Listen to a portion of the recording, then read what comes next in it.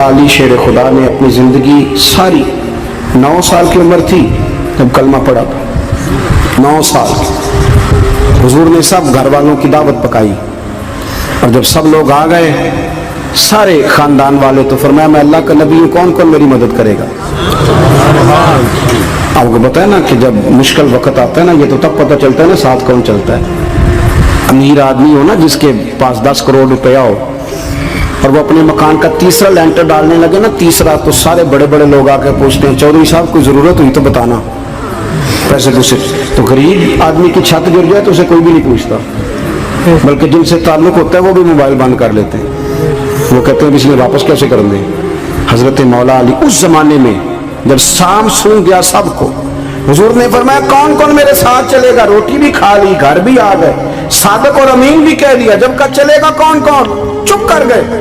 تو حضرت علی کہتے ہیں جب میں نے حضور کے چہرے پر ذرا پریشانی دیکھی نا یہ چلتے کیوں نہیں, تو آپ فرماتے ہیں کہ ابھی میں کھجور کھا رہا تھا, کرتا لمبا پہنا ہوا تھا, سب سے پیچھے بیٹھا تھا اور حضرت علی کا قد بھی درمیانہ تھا. آپ فرماتے ہیں میں اٹھا اور کھجور ابھی میرے منہ میں تھی, جھٹپٹ میں نے اسی طرح نکال کے جیب میں ڈال اور میں پنجوں کے بل کھڑا ہو گیا, دونوں بازو کھڑے کر کے کہا حضور یہ نہیں بولتے تو نہ بولے, انا ناصرو کا یا رسول اللہ, انا حافظو کا یا رسول اللہ.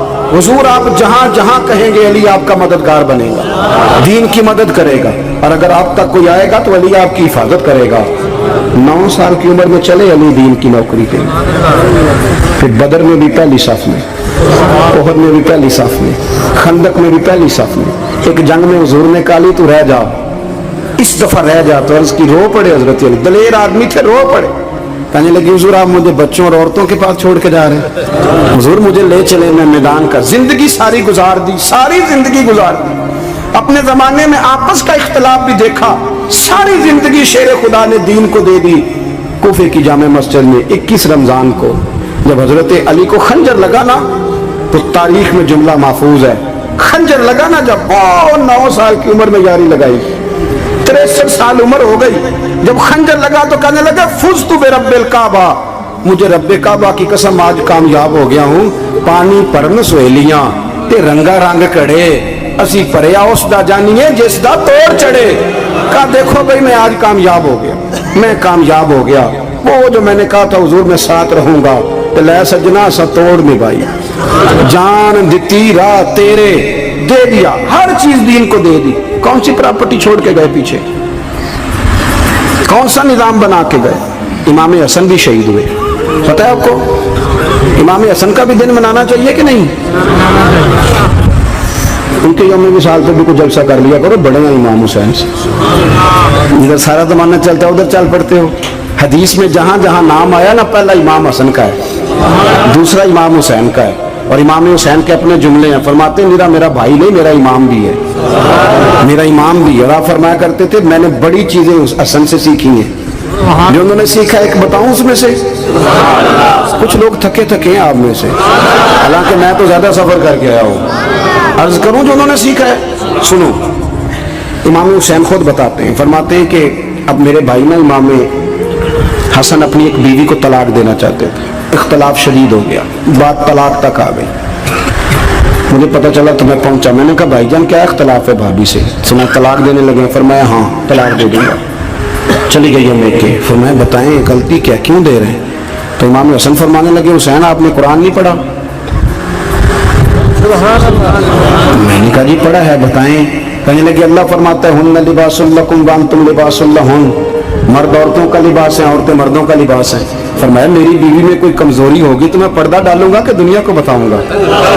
امام حسین کہتے میں نے اٹھ کے بھائی کا ہاتھ چوما, میں نے کہا آیت میں نے پہلے بھی پڑھی تھی, تفسیر آج سمجھ میں آئی ہے, تفسیر آج سمجھ میں آئی ہے, میرے بڑے بھائی نے سمجھائی ہے, سمجھ میں آئی. کہتے کچھ دنوں کے بعد امام حسن نے بیوی کو طلاق دے دی. میں پھر آیا اور میں نے کہا میرے شانوں والے بھائی آپ بھی بتا دیں کیا مسئلہ تھا. تو کہتے میرا ماتھا چوما میرے بڑے بھائی نے, اور کہنے لگے حسین چھوڑ, وہ غیر محرم بیوی ہے, میں کسی غیر کی باتیں تیرے ساتھ کیا کروں. طلاق دے دی, غیر محرم ہو گئی, اب اس کا ذکر کیا چھیڑنا. کہتے میں سمجھ گیا کہ میرا بھائی قرآن کی اس روح کو جانتا ہے جو حسین تک بھی پہنچ رہی ہے. بھائیو امام حسن رضی اللہ تعالیٰ عنہ, آپ کو پتہ ہے یہ کائنات کا وہ عظیم شخص ہے حسن ابن علی وہ عظیم ہستی ہے جس نے تاج چھوڑ دیا، تخت چھوڑ دیا، پر نبی پاک کی امت کو جوڑ دیا۔ نبی کریم نے ان کو اپنے ساتھ بٹھا کے کہا تھا، صحیح بخاری میں موجود ہے، کہا یہ میرا بیٹا حسن سید ہے، یا مسلمانوں کی دو جماعتیں لڑیں گی تو یہ صلح کرائے گا۔ حضرت امام حسن نے تخت چھوڑا، تاج چھوڑا، لیکن مسلمانوں کو آپس میں اتنی بڑی قربانی، اتنی بڑی قربانی۔ یہاں تو بھائی چھوٹا سا مسئلہ ہوتا ہے، مسجد میں اچھے بھلے امام صاحب نماز پڑھا رہے ہوتے ہیں، بچے پڑھ رہے ہوتے ہیں، اور مسجد میں تو تقریباً 15-20 چودھری اتوار مسجد میں ہوتے ہیں۔ تو پنڈ تو نہیں ہیں جی؟ چلو اللہ کا شکر ہے جی، اتنے نہیں تھوڑے نے، چلو اللہ کرے وہ بھی نال ہی ڈال جائیں، درویشی چنگی چدرا دا کی کرنا ہے۔ تو ویسے میں نے دیکھا ہے تھوڑی سی جو کسی شہر کی بڑی مسجد ہوتی ہے اس میں 15-20 چودھری ہوتے ہیں، اور مولوی صاحب کی مجبوری ہے سب کی مان کے چلنا، دو کی نہ مانے قاری صاحب، دو کی۔ اب وہ یہ نہیں دیکھیں گے کہ دین کا نقصان ہو رہا ہے، مسجد کا مسئلہ ہے، بچوں کا مسئلہ ہے، ان کو تو ذات کا مسئلہ ہے، میری نہیں مانی لیا تھا چھٹی۔ تو خدا کے بندو، ہم 2 منٹ کے لیے چدراہٹ نہیں چھوڑتے، دین کا نقصان کر دیتے۔ امام حسن نے پوری حکومت چھوڑ دی، پوری حکومت۔ اتنا بڑا سخی کم آپ کو ملے گا جو سخاوت کرے اور نبی کی امت کو بچائے صلی اللہ ہو۔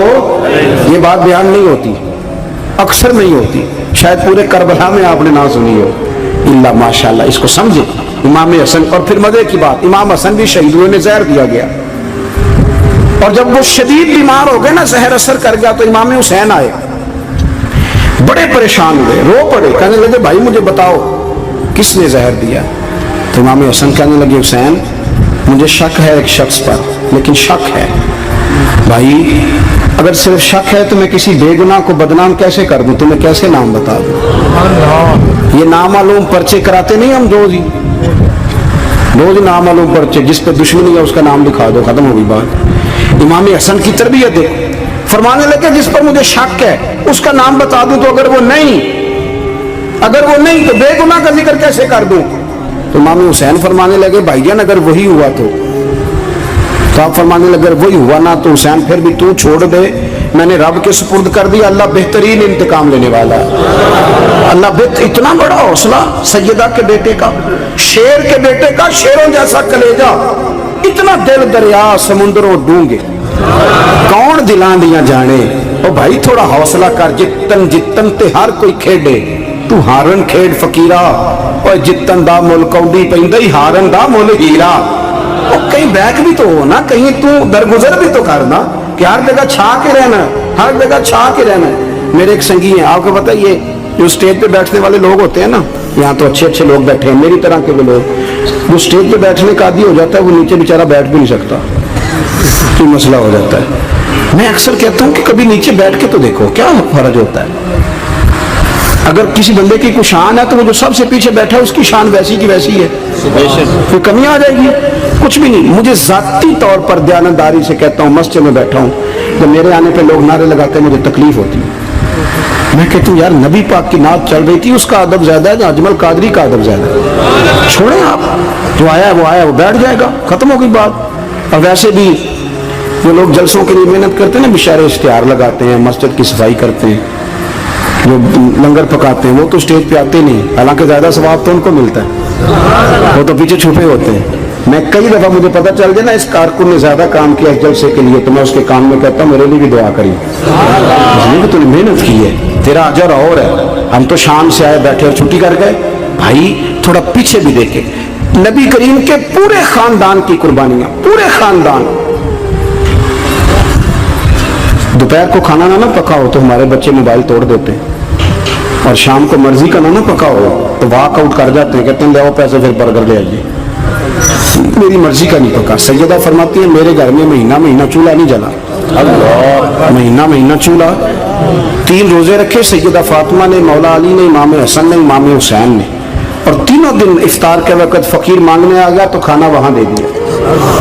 آپ کا کیا خیال ہے جو بے صبر آدمی ہو وہ کربلا میں جا کے لڑے گا؟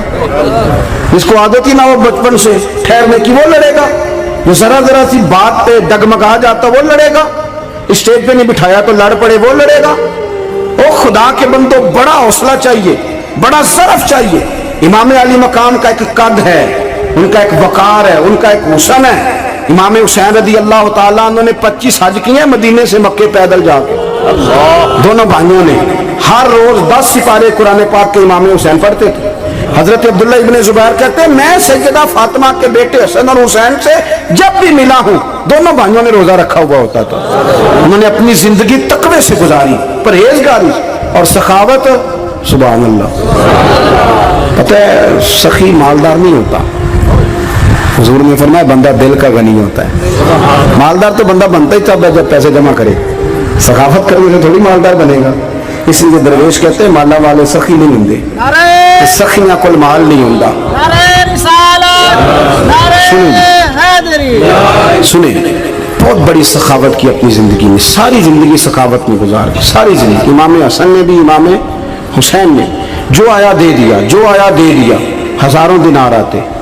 एक दिन एक फकीर मांगने आ गया तो इमाम हसन हुसैन दोनों थे। कहने लगा मैंने सुना बड़े लाजपाल हो, गरीब हो, मेहरबानी हो जाए। फिर मैं बैठ जाओ, रिज़्क आने वाला है। थोड़ी देर गुजरी तो 3000 दिनार आए। वैसे मेरे को 3 लाख रुपया होते मसीते किन्ने देने चाहिए?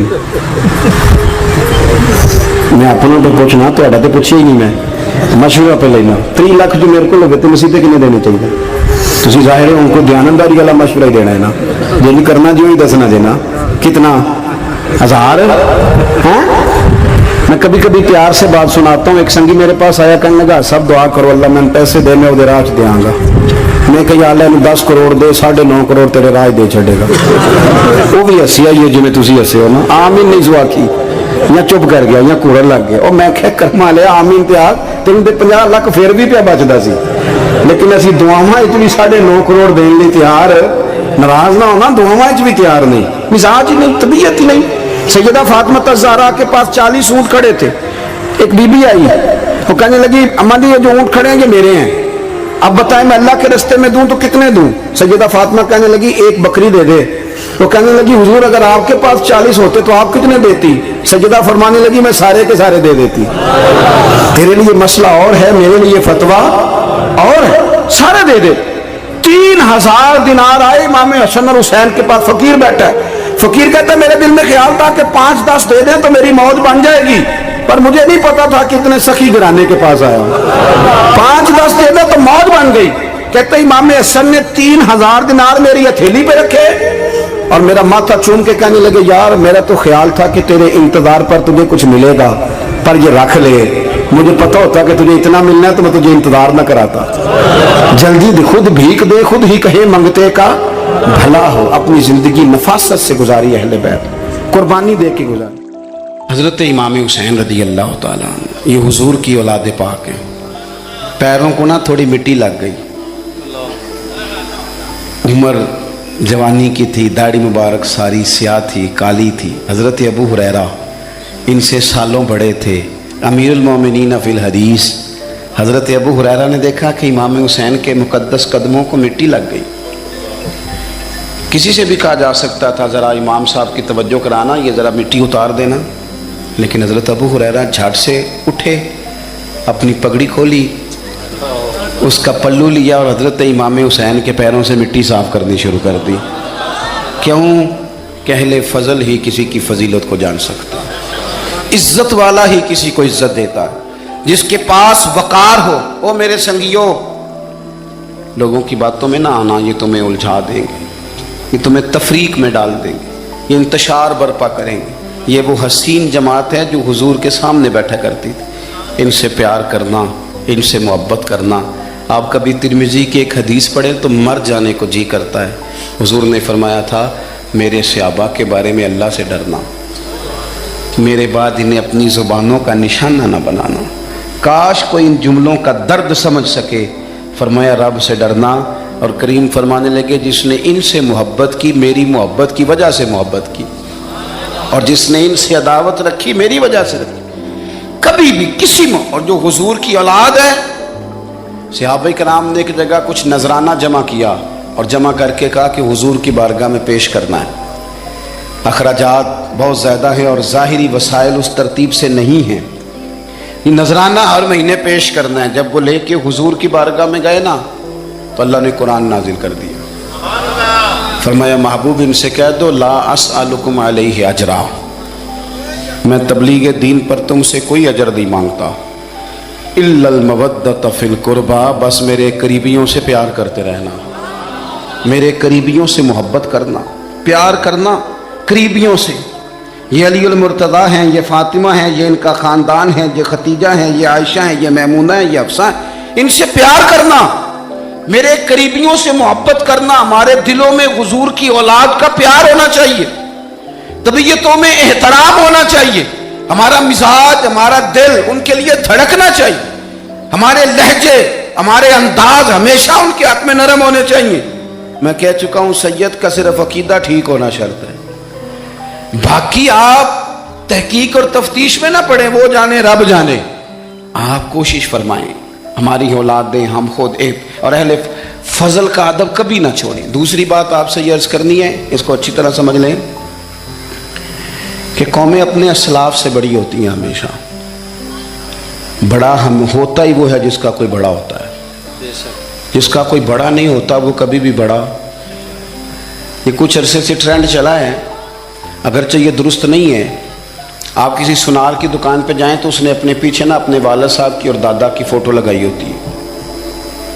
हकीम की दुकान पे चले जाएं, कपड़े वाली दुकान पे चले जाएं तो उसने पीछे अपने दादा की, वालिद की फ़ोटो लगाई होती है। अगरचे ये दुरुस्त नहीं, तस्वीरें नहीं लगानी चाहिए, तस्वीरें उनके क्या पीरों की भी नहीं लगानी चाहिए।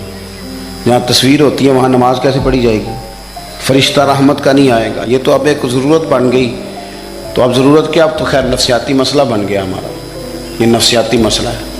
यानी सलाम बाद में फ़ोटो पहले, यानी सियाने सियाने लोग, और ये हमें ऐसे खेल तमाशे में लगाया गया है कि मैं ढेर सारे लोगों पर गौर करता हूँ, फिर उनके लिए दुआ करता हूँ कि या अल्लाह इनकी मदद फरमा। यानी इस तरह की हालत है कि वो ज़िंदा ही मोबाइल के अंदर है, हर चीज़ ही। मुझसे एक दफ़ा एक साहब ने पूछा, मौलवी आजकल बड़े लड़ रहे हैं। मैंने कहा वो 4-5 है जिनको आप टीवी मोबाइल पे देखते हैं, आप मेरे साथ आएँ, मैं आपको 20 और सैकड़ों शेखुल हदीस बताता हूँ जो सुकून से बैठ कर रसूलुल्लाह का दीन पढ़ा रहे हैं। तो आप मसला सिर्फ ये है कि हमने कुल ज़िंदगी वो समझ लिया जो मोबाइल के अंदर है। बहरहाल वो तस्वीर लगाई होती है सुनार ने भी और हकीम ने भी और डॉक्टर ने भी और बहुत सारे लोगों ने कि जनाब अब ये जो तस्वीर लगाते हैं तो इसके पीछे पूरी हिकमत होती है। आप उनसे पूछते हैं ये फ़ोटो क्यों लगाई है, तो वो कहते हैं हम ये बताना चाहते हैं कि ये काम आज नहीं हमने शुरू किया, हमारा शजरा पुराना है, हमारे बाप दादा सारे यही काम करते थे, हमारा ख़ानदानी विरसा है। वो साबित ये करना चाहते हैं कि हम पीछे से हमारा एक सिलसिला आ रहा है। सारी दुनिया अपने अकाबरीन को, असलाफ को, बड़ों को उनके ज़ोर पर बड़ा होना चाहती है। यहाँ कुछ लोग ऐसे आए हैं जिनके नज़दीक माज़अल्लाह सहाबा ही ठीक नहीं थे, अहले बैत ही ठीक नहीं थे। आप अपनी सनद कैसे मजबूत करेंगे? अगर वो अव्वलीन जो हुजूर के सामने बैठते थे वही ठीक नहीं थे, तो फिर उनसे हो के जो दीन आगे आया उसको तुम कैसे ठीक मानो? सारी चीज़ों को मशकूक करना चाहते हैं। हमारे बुज़ुर्गों ने, इमाम बुखारी ने, इमाम मुस्लिम ने मेहनत करके हदीसें तलाश की, उसूल बयान किए कि ये हदीस सही है, मुतवातर है, हसन है, ज़ईफ़ है, क्या है, उसके उसूल और कायदे बयान किए। और जो जब उन्होंने खुद पूरी तहकीक की, आप थोड़ी सी, आप मुश्किल बात नहीं कर रहा, थोड़ी सी आप गौर करेंगे, उन्होंने सैकड़ों मील का सफ़र किया, घोड़ों पे, पैदल, ऊँटों पे, रिसर्च करके बताया कि ये हदीस बिल्कुल दुरुस्त है, अपनी सनद के एतबार से, मतन के एतबार से ये मुतवातर दर्जे की है। उन्होंने पूरी रिसर्च की। फिर गौर करें क्या कह रहा हूँ, जब पूरी तहकीक कर ली थी तो फिर उन्हें कहना चाहिए था ना ये नबी पाक ने फरमाया है, कहना चाहिए था ना कि ये हुजूर ने फरमाया, हमारी तहकीक है, हदीस दुरुस्त है। लेकिन किसी ने भी डायरेक्ट नहीं कहा। उन्होंने जब भी कहा, कहने लगे हज़रत अब्दुल्ला इब्ने उमर फरमाते हैं कि हुजूर ने यूँ फरमाया, हज़रत अनस बिन मालिक फरमाते हैं कि हुजूर ने यूँ फरमाया, हज़रत जनाब सैयदना सैयदा आयशा सिद्दीक़ा फरमाती हैं यूँ हुजूर ने फरमाया, हज़रत अबू हुरैरा फरमाते हैं यूँ हुजूर ने फरमाया। उन्होंने ना पहले उस सहाबी का नाम लिया जिन्होंने वो बात अपने सीने में महफूज की। क्या बताया उन्होंने हमें कि हम दुनिया घूम आए हैं, रिसर्च कर आए हैं, तलाशो बिसियार के बाद इस नतीजे पे पहुंचे हैं कि दीन का असल फैज़ वही है जो सहाबा और अहले बैत के सीनों से होके उम्मत को नसीब हुआ है। असल फैज़ान वो है जो वहाँ से होके आया। तो एक बात तो ये कि अहले फजल की अजमत, और दूसरी बात कि اپنے اکابرین کے ساتھ جوڑ کے رہنا. اور تیسری بات، حضرت سیدنا امام حسین، حضرت امام حسن رضی اللہ تعالی عنہما، ان دو شہزادوں سے نا نبی پاک صلی اللہ علیہ وسلم نے جو محبت فرمائی ہے نا، وہ بھی بڑی قابل دید ہے. حضور نے جو ان سے پیار کیا ہے. کچھ لوگ ایسے ہوتے ہیں کہ جن سے انسان جب پیار کرتا ہے، محبت کرتا ہے، تو وہ بات نا دور دور نکل جاتی ہے، بات پھیل جاتی ہے. ان کے ساتھ نا میرے نبی پاک کا خصوصی لگاؤ ہے. اس کا مطلب یہ نہیں کہ ہر نانا ہی اپنے نواسے سے پیار کرتا ہے، یہ معنی نہیں. رسول پاک علیہ السلام جو کام بھی کرتے ہیں اللہ کی وحی کے ساتھ کرتے ہیں. حضور کا ہر کام وحی خدا ہے. اپنی مرضی سے حضور کوئی کام نہیں کرتے. تو نبی پاک نے جو بھی کیا ہے وہ امت کے لیے نمونہ ہے. حسنین کریمین سے جو حضور کا پیار ہے، جو نبی پاک علیہ السلام کی ان کے ساتھ والہانہ محبت ہے. اعلیٰ حضرت بریلوی نے حدیث لکھی ہے، راوی حضرت عثمان غنی ہے رضی اللہ تعالیٰ عنہ. حضور سید عالم صلی اللہ تعالیٰ علیہ وآلہ وسلم نے نا گھر میں پیغام بھیجا. فرمایا فاطمہ سے کہو ذرا حسن حسین کو تو بھیجے. یہ سارا دن ہی حضور کے پاس رہتے ہیں، سارا دن ہی.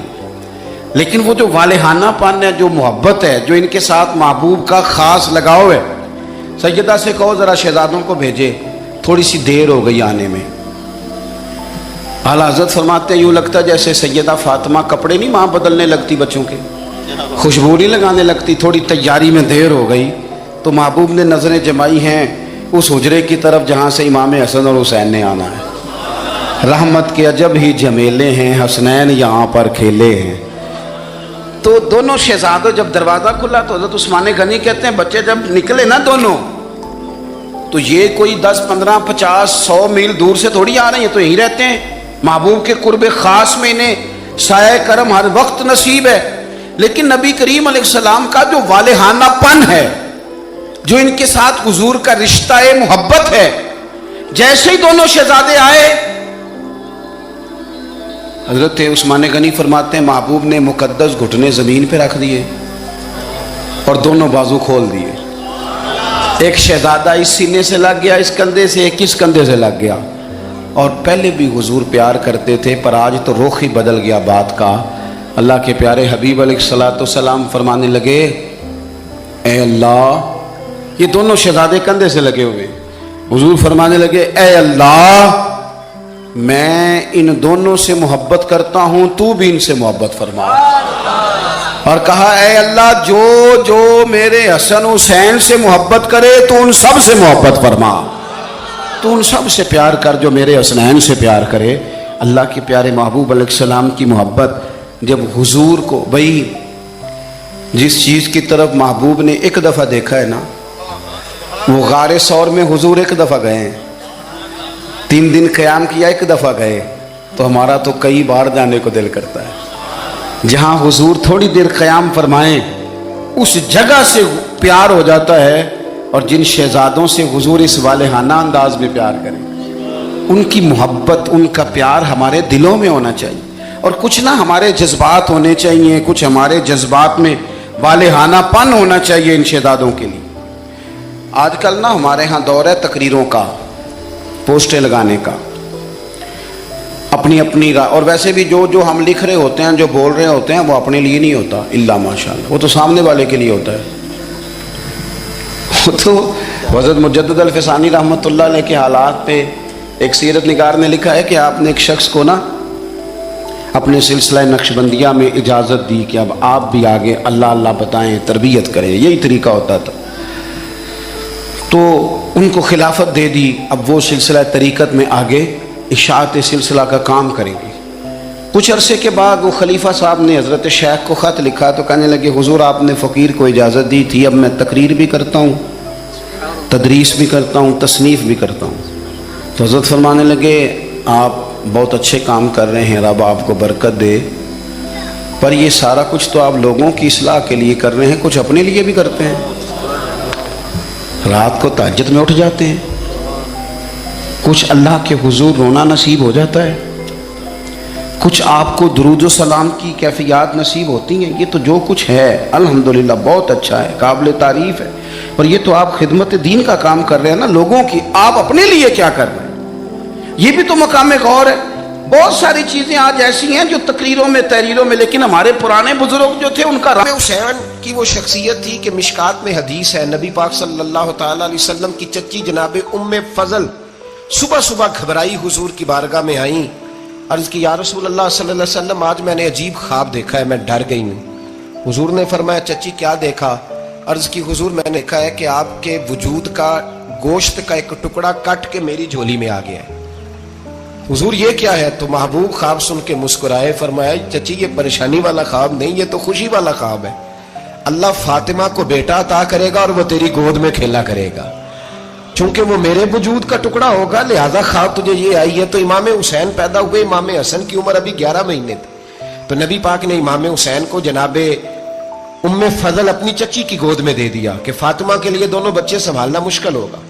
وہ خواب اس طرح پوری ہوئی۔ امام حسین سے حضور نے بڑا پیار کیا، بڑی محبت فرمائی نبی پاک سے۔ کچھ حدیثیں میں نے جمعے میں عرض کی تھیں، حضرت ابو ہریرہ رضی اللہ تعالیٰ عنہ کہتے ہیں یہ واحد بچہ تھا حضور کے گھرانے کا کہ میں نے دیکھا کہ نبی پاک صلی اللہ علیہ وسلم بیٹھے تھے تو یہ حضور سے کہہ رہے ہیں، نبی پاک سے کہ نانا جی اٹھ کے کھڑے ہو، کہتے ہیں حضور کھڑے ہو گئے، تو کہنے لگے میں نے آپ کے برابر جانا ہے۔ بچے جو مرضی ضد کر لیتے ہیں نا، قد چھوٹا تھا، عمر 7.5 سال تھی، کہنے لگے نانا میں نے برابر جانا ہے، تو نبی پاک صلی اللہ علیہ وسلم نے ہاتھ پکڑ لیے، فرمایا چل پھر ہو جا برابر۔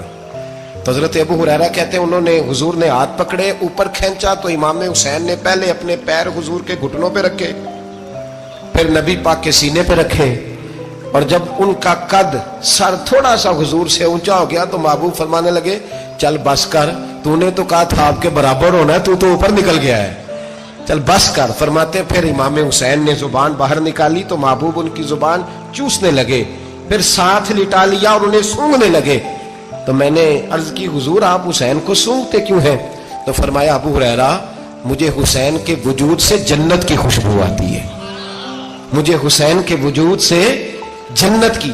ایک دن حضور گزر رہے تھے، اصل اس طرح تھا کہ یہ نبی پاک کا حجرہ تھا، جن لوگوں کو اللہ نے مدینے کی زیارت کرائی ہے وہ جان سکتے ہیں، نبی پاک کا حجرہ تھا، تو حضور کے حجرے کی اس جانب یعنی مسجد کی جو بالکل سیدھ ہے اس کی بیک میں سیدہ فاطمہ رہتی تھی، تو حضور اکثر نہ نماز کے لیے جب نکلتے تو حضرت فاطمہ کے حجرے کے پاس سے ہو کر دوبارہ محراب میں جاتے۔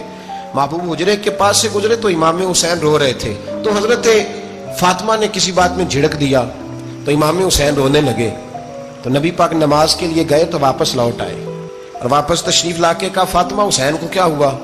عرض کی یا رسول اللہ تنگ کر رہے تھے میں نے ڈانٹ دیا ہے۔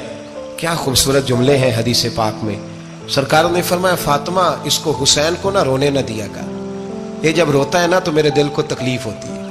تو بی بی صاحبہ کہتی ہیں یہ حکم آیا نبی پاک کا میرے نا، پھر میں نے ڈانٹنا چھوڑ دیا۔ یہ ان کے فضائل تھے کم، ان کی تربیت خود نبی پاک نے فرمائی، خود ڈیوٹی۔